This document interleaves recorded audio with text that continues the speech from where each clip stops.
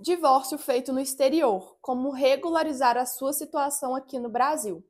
Eu sou advogada familiarista, possuo experiência nesse âmbito internacional e ajudo famílias no Brasil inteiro de forma virtual e também que estão no exterior. Imagina só, você se divorcia no exterior, acha que está tudo certo, volta para o Brasil e na realidade descobre que ainda está casado documentalmente aqui. Isso é o caso de diversos brasileiros que residem no exterior.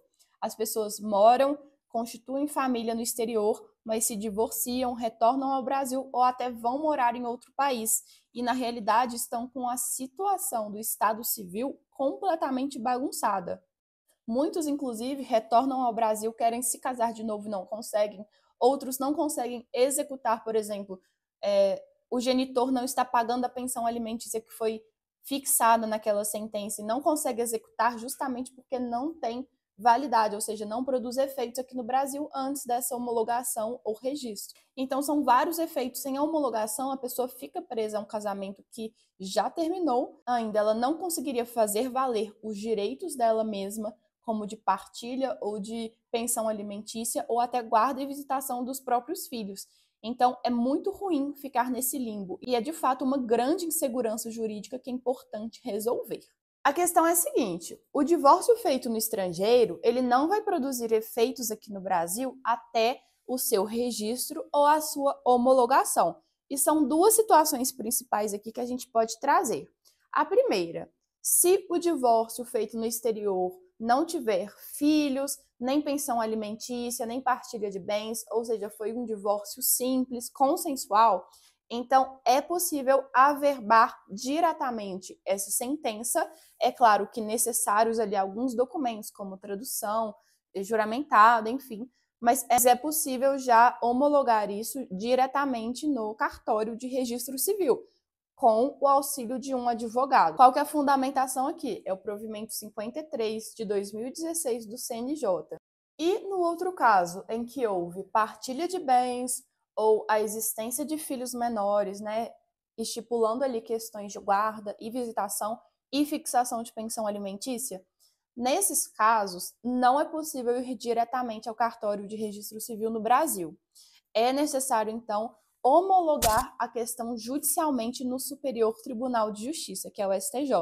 Trata-se do procedimento, é um processo de homologação de sentença estrangeira.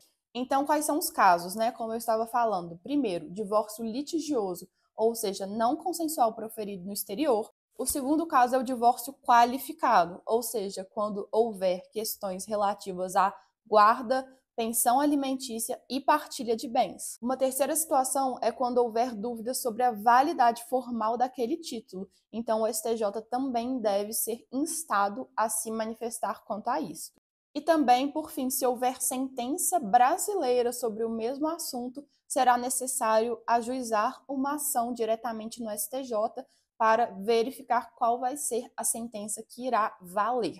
Então, o que o STJ vai analisar no momento de fazer a homologação dessa sentença estrangeira? Primeiro, a autenticidade e a regularidade processual desta sentença que foi proferida no estrangeiro. Segundo, a ausência de ofensa à ordem pública brasileira, ou seja, não pode aquela sentença estrangeira determinar algo que seja expressamente proibido ou incompatível com o nosso ordenamento jurídico. E, por fim, a ausência de conflito com sentença pré-existente, ou seja, desde que não haja também uma sentença brasileira sobre os mesmos fatos e os mesmos direitos em conflito.